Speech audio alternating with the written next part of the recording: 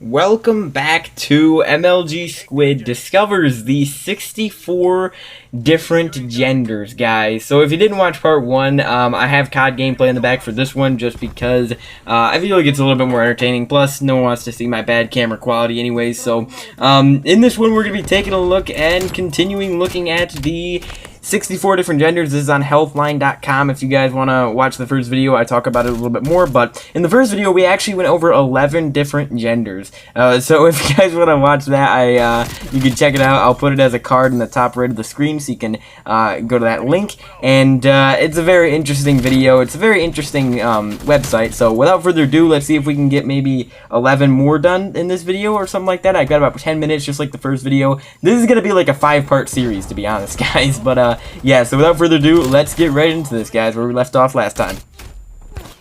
Okay, so last time we left off with the gender called butch, which essentially, if you don't remember, guys, just to touch up your mind here, this is a gender that's considered masculine. So I guess I would be a butch in terms of this whole thing. I would be about 10 different genders on here, to be honest. But okay, so let's start with the new one, guys.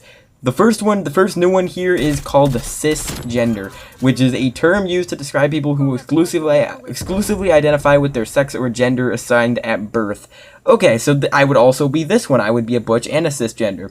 This is probably the most normal one on here, but you know how feminists kind of like they use this as an insult. They call someone a cis male pig or something like that as an insult, and in reality, they're just calling them a normal person, right? Besides the pig part, I guess. But pigs are cool. Pigs are nice when they're not rolling around in all that mud. But the next one is cis normativity. Jesus, these get so complicated. I don't even understand half these, and literally half of them I don't understand, and the other half are like the exact same thing, and just stupidity. The assumption that a person identifies with the sex or gender they were assigned at birth, or that having a cisgender gender identity is the norm.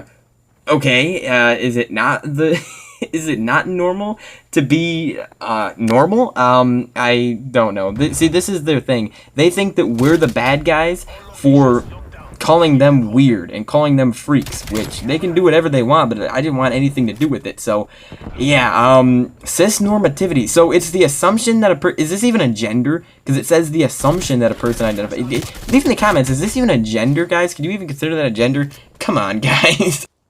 Okay, next up, we're still in the C's. We have Cis Sexism, a form of oppression that discriminates against those who aren't cisgender. So essentially, this is what I was just talking about. We're the bad guys for being normal. So apparently, this is a gender. See, these are your 64 genders that they want to make you believe in. The next one here is just stupid, just like the rest of them, honestly. Demi Boy. So this is a complicated one. This non-binary gender identity describes someone who partially identifies as a boy, man, or masculine.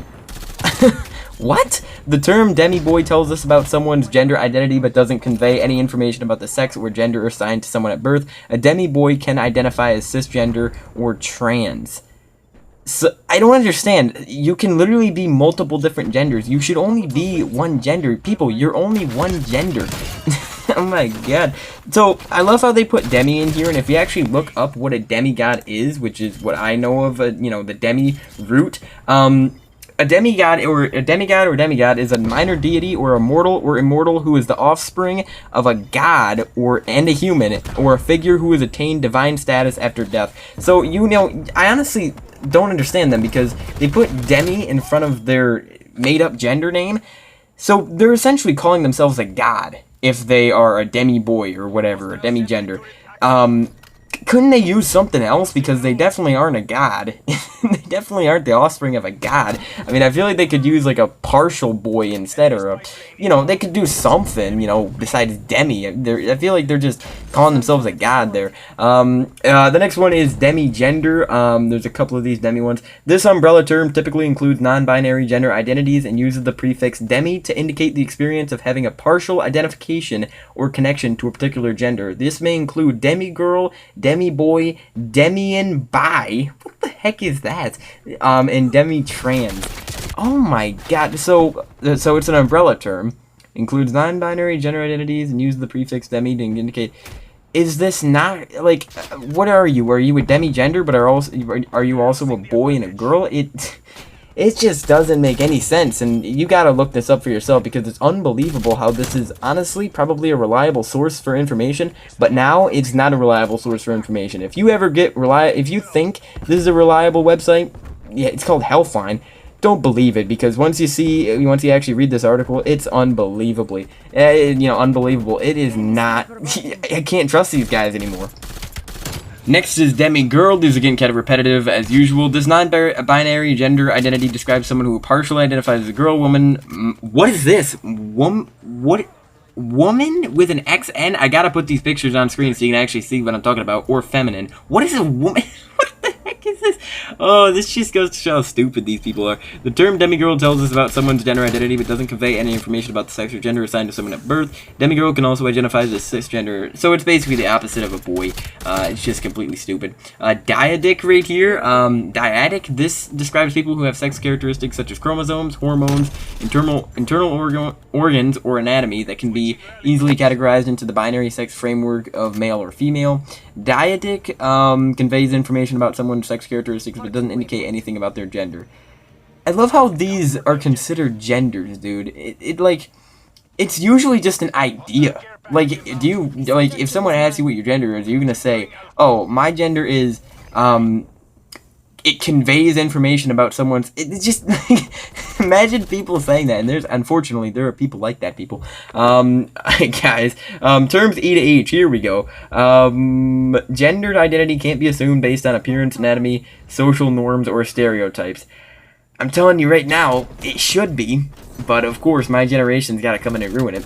I'm so glad I don't think like my generation. Feminine of center. This describes people who identify their gender as feminine or femi. Some feminine of center people also identify with the word woman, but others don't. Imagine being a woman, but not identifying with the word woman.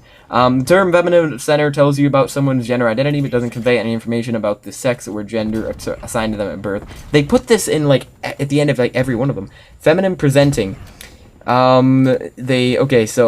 have a gender expression or presentation that they or others categorize as feminine. So this is like all the trans stuff right here, huh? The disgusting trans stuff. Presenting the term that captures externally, yeah, so makeup, all that. It's just, I will say though, they do a good job with the makeup. You literally can't tell the difference, which is bad. That's a bad thing. Femi. This is a label for gender identity or expression that describes someone with a gender that is or leans towards feminine. Could this literally? These are okay. Understand that femi is different than feminine of center and feminine presenting. Like it's like the same thing. Some femis also identify as women, while many others don't. Again, it's the same thing as before. Imagine being a woman, but not identifying as a woman. Female to male, FTM, in parentheses there. This term and acronym is most commonly used to refer to trans males, trans men, and some trans masculine women who were assigned female at birth. That is just disgusting right there. Usually it's the other way around. It's important to only use this term if someone prefers to be referred to this way, as some trans males, trans men, and trans masculine people use terms that don't include or indicate the sex they were assigned at birth.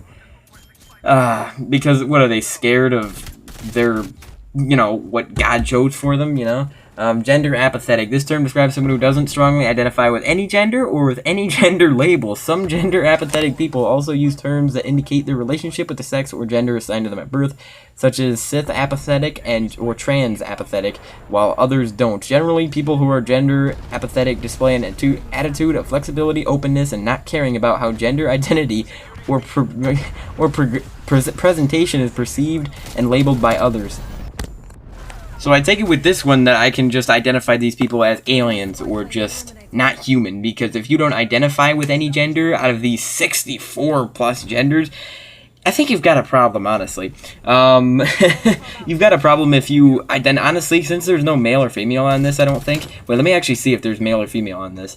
Just like, I don't think they are, because these people that believe in this many genders honestly don't believe in male and female. They call them binaries. They don't, actually believe in them, which is just completely oh God, it's just stupid.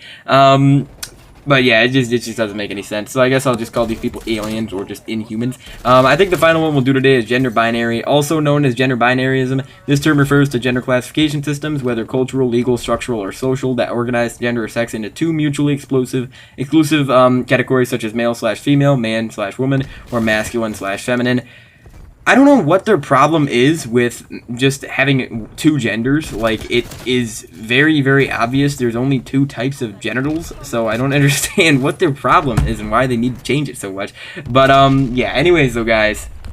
Alright, I'm going to try to squeeze in one more here. Gender dysphoria. This is both a medical diagnosis and informal term used to communicate challenging feelings or distress people experience in relation to gender. Medical diagnosis of gender dysphoria refers to a conflict between someone's assigned sex and the gender with which they identify. When used informally, gender dysphoria describes interactions, assumptions, physical traits, or body parts that don't feel affirming or inclusive of someone's expressed or experienced gender. I highly doubt that that a doctor actually diagnosed you with gender dysphoria. What does this even mean? Used to communicate challenging feelings or distress people experience in relation to gender. It's just, honestly, this literally just talks in circles over and over. I can't even understand this because I'm trying to do a commentary at the same time. It's hard to understand. You guys need to look this up yourself because, oh my god, see if you can understand it more and just see how stupid it is. But I'm literally gonna have to make like 2 or 3 more videos on this with the same format of this one, guys, so stay tuned for that. I hope you enjoyed the video. Check out some of the other videos I've made as well, and yeah, I'm enjoying making these reaction type videos. It's interesting. Anyways, have a great day, guys. I will see you all in the next one tomorrow, hopefully, and peace out, guys.